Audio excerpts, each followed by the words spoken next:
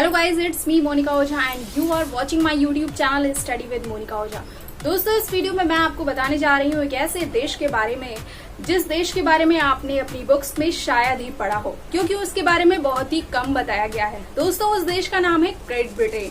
जी हाँ दोस्तों, great Britain जो आज से 100 वर्ष पहले की अगर बात करें तो आसमान की इतनी ऊंचाइयों पर था, लेकिन इस टाइम प्रेजेंट टाइम की अगर बात करें तो वो आसमान से डायरेक्ट नीचे आ गया। और ऐसा क्यों हुआ है, इसका इतिहास क्या है, इसका संपूर्ण इतिहास इस वीडियो में मैं आपको देने वाली हूँ। इसलिए वीडियो के अंत तक हमारे साथ इसी तरह से जुड़े रहिएगा, क्योंकि इस वीडियो में आप जानेंगे कि आखिर ग्रेट ब्रिटेन को ग्रेट ब्रिटेन क्यों कहा जाता है। और भी बहुत कुछ जानने को मिलने वाला है इस वीडियो में, इसलिए वीडियो को पूरा जरूर देखें। पसंद आए तो लाइक करें, मेरे चैनल को सब्सक्राइब करें और वीडियो को ज्यादा से ज्यादा शेयर करें।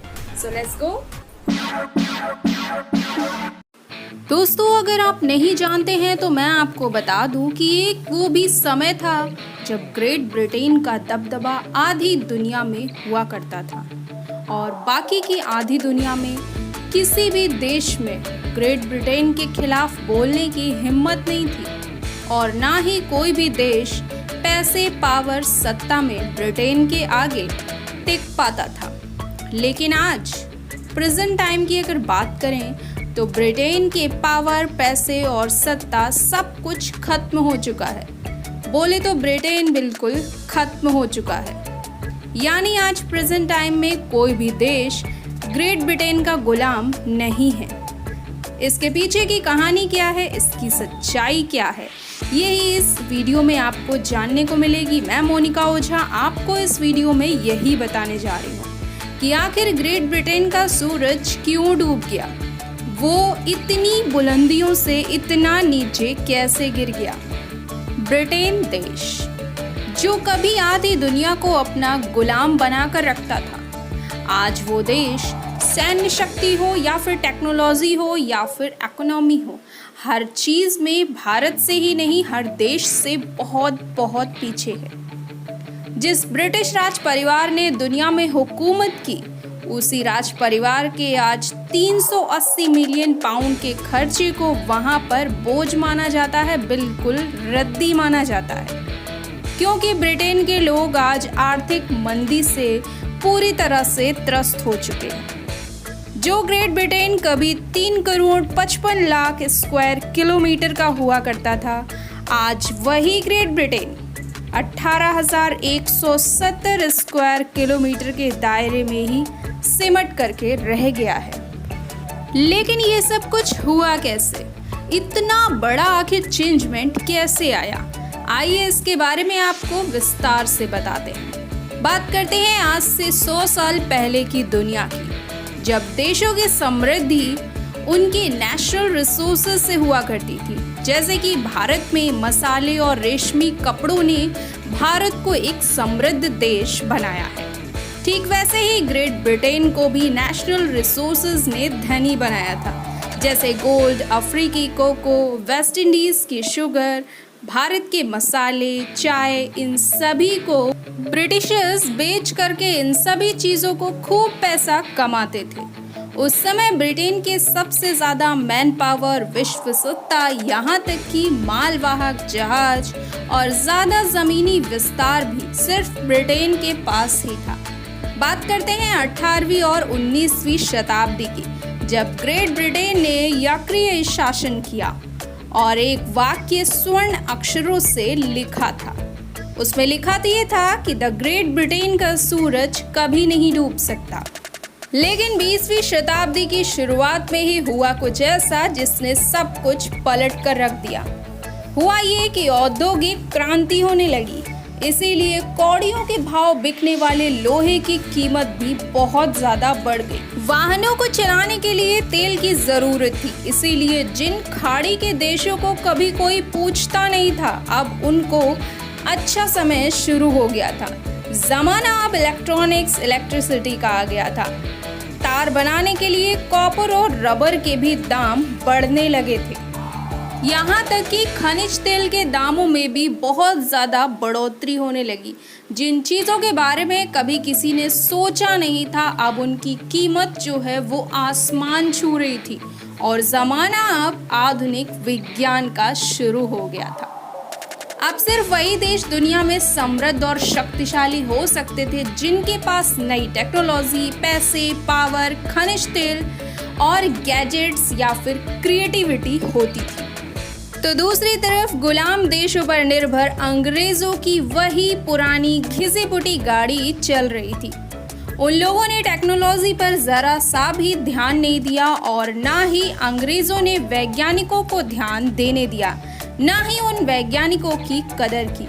साथ ही दूसरे देशों को भी ब्रिटिश ने अपने आगे कभी कुछ समझा ही नहीं और ब्रिटेन की इसी गलती का फायदा उठाया अमेरिका ने दुनिया की नई नई तकनीकों का स्वागत करना शुरू कर दिया।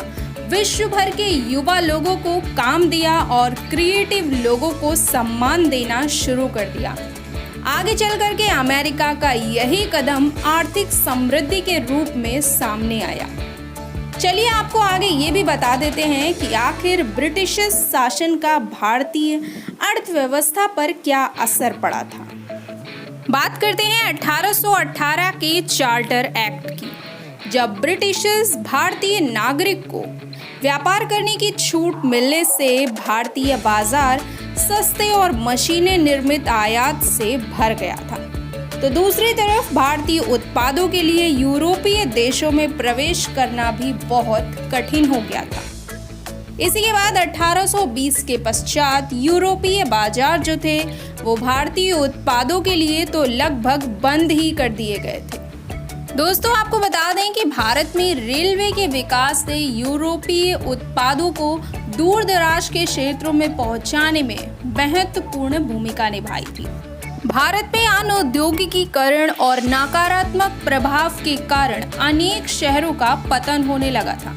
भारतीय शिल्पियों का गांव की ओर पलायन शुरू हो गया था। अंग्रेजों के शोषणकारी और भेदभाव और उनकी क्रूर नीतियों के कारण गांव ने अपने परंपरागत व्यवसाय को त्याग कर गांव में खेती करना शुरू कर दिया था। इससे भूमि पर काफी ज्यादा दबाव पड़ा और भूमि पर दबाव पड़ने के कारण ही ग्रामीण की जो अर्थव्यवस्था यानी कि गांव की अर्थव्यवस्था और भी ज्यादा बेकार हो गई थी। ब्रिटिश सरकार जो थी उसकी रुचि केवल लगान वसूल करने में और उसका आधिकारिक हिस्सा प्राप्त करने में ही थी और इसीलिए अंग्रेजों ने देश के कई हिस्सों में भूमि की स्थायी बंदोबस्त व्यवस्था जो थी वो लागू कर दी थी। इस व्यवस्था में सरकार की मांग तो स्थिर थी, लेकिन लगान जो जमींदार किसान खेतों से लेता था वो परिवर्तनशील था और लगान ना करने पर किसानों को उनकी भूमि से बाहर निकाल दिया जाता था और साथ ही हर लगान में वो अपने हिस्से को बढ़ाने के लिए किसानों को विवश किया करते थे, परेशान किया करते थे। इन सब के बीच में किसानों को किसी प्रकार का कोई प्रोत्साहन भी नहीं दिया जाता था और ना ही उनकी मेहनत और उनके काम का उन्हें फायदा उठाने दिया जाता था। किसानों पर लगान का बोझ अधिक हो जाने पर वो सूदखोरों से भी पैसे लेने के लिए मजबूर हो जाते थे। किसानों के पास ना तो कृषि के लिए साधन थे और ना ही कृषि करने के लिए उनके पास पैसे थे। यहाँ तक कि कृषि से संबंधित शिक्षा पर व्यय किया जाने वाला जो धन था वो भी बेहद कम था और इन सभी कारणों से ही भारत में कृषि का धीरे धीरे पतन होने लगा तथा उसकी उत्पादकता जो है वो बहुत ही कम हो गई। इसके बाद बात करते हैं सन 1910 की, जब अमेरिका ब्रिटेन से काफी आगे निकल चुका था। ऊपर से 1914 में जब प्रथम विश्व युद्ध शुरू हुआ और 1918 में खत्म होते होते ब्रिटेन की इकोनॉमी को बहुत बड़ा झटका लगा था। यूरोप के उद्योग जो हैं वो अब तक धानाशाही हो गए थे और उनको छोटी छोटी चीजें भी अमेरिका से मंगवानी पड़ती थी और इन्हीं सब का अमेरिका को बहुत बड़ा फायदा हुआ और उसने नई नई फैक्ट्रीज उद्योगों की शुरुआत शुरू कर दी। प्रथम विश्व युद्ध के अंत तक तो अमेरिका पूरी दुनिया की महासत्ता बन गया था और ब्रिटेन अब कहाँ टिक सकता था अमेरिका के सामने और इसी तरह से ब्रिटेन का जो सूरज है वो डूब गया। ग्रेट ब्रिटेन जो कभी ग्रेट था लेकिन अब नहीं रहा।